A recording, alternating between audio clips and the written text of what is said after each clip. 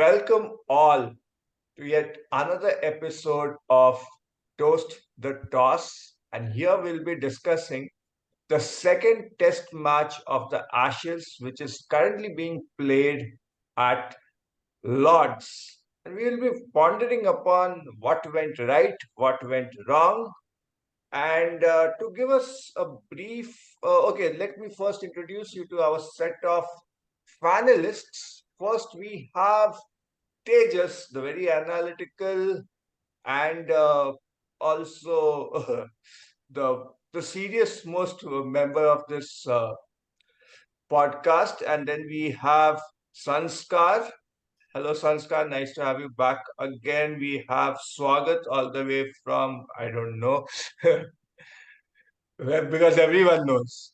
And then we have a new gentleman with us, Jayesh.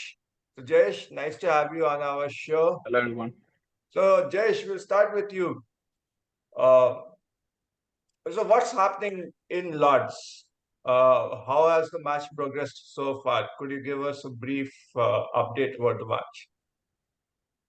I think the match is going pretty well in the direction of Australia. They batted really well in the first innings, and I think kind of if you have to really blame someone, the blame would perhaps go to the English bowlers because we are seeing this thing second time now in the second test match. In the first test match, also we saw this thing that they are letting away Australia score that many runs. Even if they get into a particularly good situation, they are perhaps bowling some bad balls and they're letting maybe someone like Travis Head score that many runs. Because I remember I had talked with you also about it once that maybe they would not score that many runs. But what matters is if one of the middle order batsmen gets a solid half century. I think Travis Head's runs is what got them to that particular part, to beyond 400 plus runs. That was became very tough for England. And now England has done well in the second innings, but again, not as good as Australia. Even in Australia's second innings, they have played well, and I think it's really going in Australia's direction. Perhaps if they are able to score a couple hundred runs tomorrow, the match is probably over. Okay, let's so on a positive note for Australia. Uh, so, Swagat, who has impressed you the most in the Australian batting so far? For me, it has to be Usman Kawaja.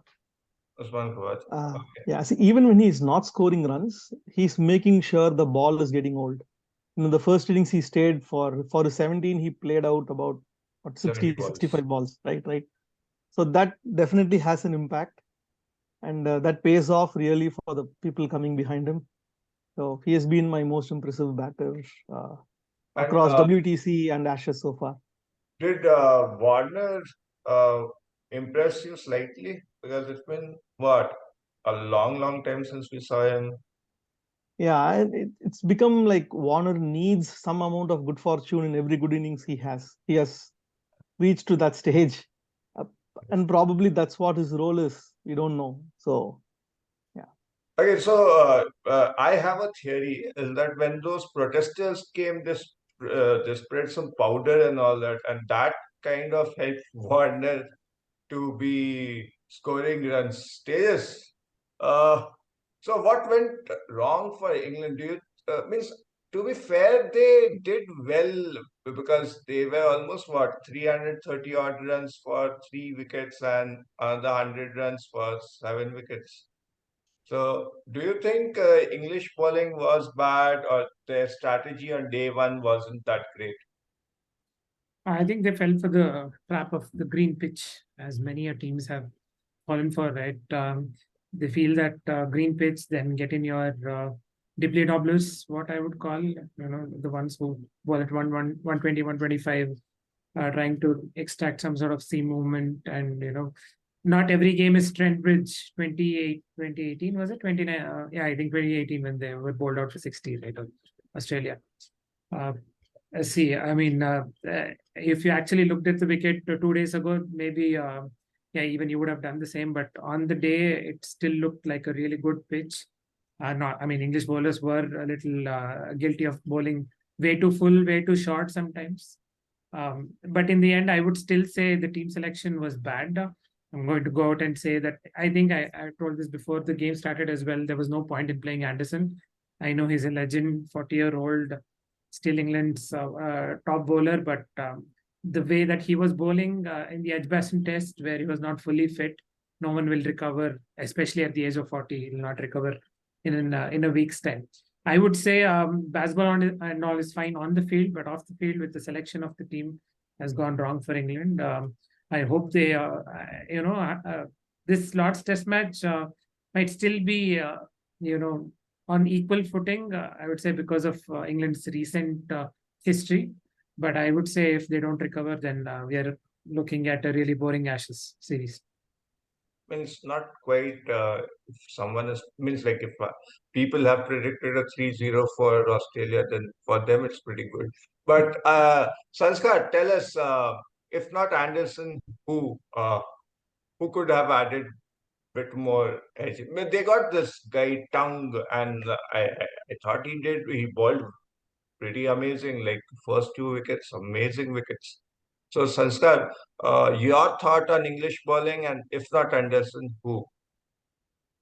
Um, okay, purely to answer the question you've asked, I would probably entertain the option of Mark Wood, express pace, getting that bounce, with the odd dukes, would be seaming around. Might have tested Australian batting a little more. Anderson, I understand the question mark of his on his place in the team, not delivering wickets all of a sudden, not looking at his primal best. In all fairness, though, he has bowled better than far better than what he had bowled in Edgbaston. But yep, not getting enough support with the likes of Broad and Robinson, so to speak. Josh Tongue, I guess, for his first Ashes test was really amazing, especially that wicket of one. I think that could be ball of this series if for all we know, because it took a really special effort to dismiss an onset Warner who was Okay. batting well on sixes after a while getting a Yeah. getting some runs on the board. So yeah, I think maybe moving forward, Mark Wood can be one enticing option for English men to entertain. But means like all of us have been criticizing James Anderson, but if you see his economy in the first innings, it was less than three actually, around 2.5060, if I'm not mistaken. And even Pat Cummins in his as a bowler, he also got around the same kind of economy. So, do you think that the batsmen are being careful with such bowlers? Yeah. Swagath, your thoughts? Yeah, I was just going to say, see, the way Anderson operates, it works if you have other three bowlers who are doing the job. So that's what is probably working for Pat Cummins. He can afford to be that economical guy with others being an enforcer or wicket takers. But Anderson with this current combination, I don't think it is working for him. Probably if they have Mark Wood, Broad, Anderson, and Tongue, probably then his role would be bringing out some results because he's like playing like a spinner, like tying up one end and creating that run rate pressure to get wickets eventually. But That's a pretty interesting observation, is that you're not blaming James Anderson. hmm, Only one bowler you did not mention is the name of Ollie Robinson, who has been a fun target for all these Australian yeah, ex-cricketers. Jayesh, yeah. what is means like okay, Swagat, what's your thought about Ollie Robinson, Yeah, loudmouth, swoosh, and whatever? that's the thing. So, see, Ollie Robinson should have had tongue in his name somewhere, right? And for all this, and for all the speaking and bowling 125, 130, it makes it seem like 110, 115 because there is no backup, right? Like people say, you should walk the talk. Hmm. He is not doing that. So that has also kind of plagued England this time around. And about Markwood, I don't think he's fully fit. That's the reason why he's not playing probably Yeah, because yeah, yeah, he's not fit. But it's surprising that England does not have many alternatives to choose from. Jayesh, coming to you, your thoughts uh, on Steven Smith. He scored 100 odd runs and his second century at Lords. So, your thoughts upon this run machine of a sorts? I have always been a great admirer of Steve Smith. And I have to say, who's the best Test cricketer since Sachin retired? If I have to really think of that, I would go on to say Steven Smith. I think he has had a great comeback in his life too. And this particular Ashes series is one of the most important series in his life. I think so, because this would perhaps signify, perhaps solidify his history. If he's able to score a lot of runs on this particular tour, maybe score a couple more centuries down the line, he would for sure go down as perhaps one of the best Test players in history. He probably in everyone's top three list. He will probably achieve that if he gets a few more centuries. And he has played really well. I think he has also been complimented well by others around him. They have got Mahanas Labu Skagne or even Travis Head. If you watch their particular partnership, it's always been like the Travis Head is making runs like for fun. 70 ball, 80 runs, it's easy for him. So that kind of limits up the pressure on Steve Smith too. It's not that tough a task for him. He can take his time. He doesn't have to Bazball or anything. He can take his time. He can play maybe 200 balls and just make 78, 80 odd runs. He has been batting pretty well, and I do think he will perhaps go further and maybe add a couple more centuries in this series. Okay, nice points. But means everything seems to be going good for Australia. And then Nathan Lyon, I think he has a major injury, and I think he might be rendered out of the whole tour. But Tejas, how big a loss is this for Australia? Or will it have a huge impact on the output of the test, or not likely? No, I think the moment he got injured, I thought it's done and dusted for Australia. But then Bazball madness started and Ollie Pop just threw it away. I felt that was the time when they could have seized the game. Uh, they were just just the fast bowlers and Travis Head and Steve Smith maybe, right? And knowing that they'll be chasing some score in the fourth innings, they could have taken it a little slow and then capitalized on the absence of Lyon. They haven't. So not at least in this test, I don't see a huge impact of Lyon's absence. But I think maybe when it comes to Manchester in the fourth test, and if the series is still on equal footing, then I would see a problem. But apart from that, in any other scenario, I don't really see a lot of problem, because if it, I mean, they could have seized the opportunity here at Lords. If not here, I don't really see any problem in Australia. Sanskar, your thoughts on the topic? I beg your pardon. Okay, well, I will have a different question for you. Means like anything, means like at one point, to be honest, I thought Bazball is not dead because England was scoring really well yesterday. Everything was on track. But do you think that the naysayers of Bazball are being overtly critical, or Bazball is a flawed hit? Well, means this question will again go to Swagath. So, Sanskar, for you, English were scoring well. Uh, is Bazball a slightly tough thing to handle, or there are strategic flaws? Um, Strategic flaws, I wouldn't say like, okay, if I have to say baseball is a viable option when the pitch, as in the conditions, the situation, when your top order is well set, when your middle order is contributing in good form, when there's not a lot for the in the offering for the bowlers. Yeah, go all guns blazing. Baseball is a very viable option then. When your team is in a slight muddle, say like 100 and something for three or any double figure for three. I would rather spend some time on the crease to assess the conditions better, to assess the bowlers better, and then probably bring my A game and then probably go like take the attack to the opposition. And I think that's been the criticism with Bazball.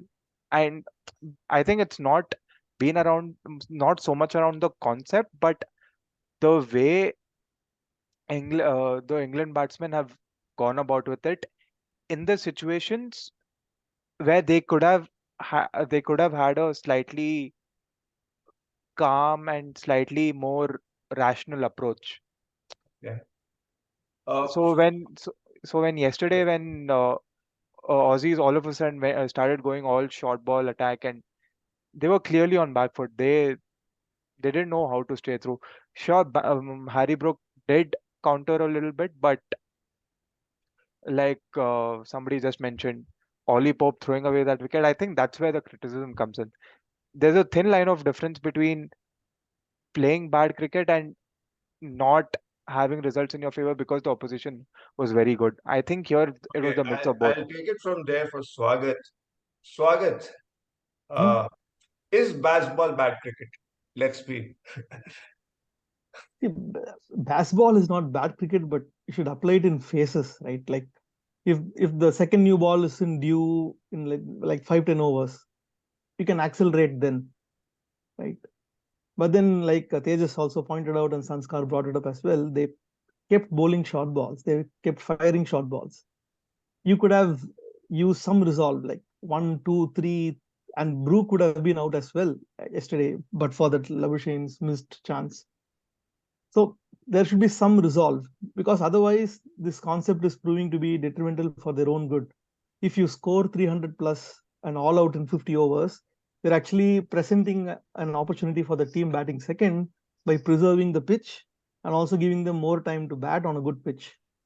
Right. So that's where the Usman Kawaja or Alistair Cook kind of cricket, like grinding through the overs, helps the team overall. And one other criticism I have about baseball is anything and everything they do is thought of as as baseball. Like if you eat your cone ice cream upside down, that's baseball now. That's the world that fancy world that England is living in. Like the declaration last time around in the first innings. Who declares within the first day when one of your centurions is still batting? At least you could have waited till he got out, right? So that's the problem I have.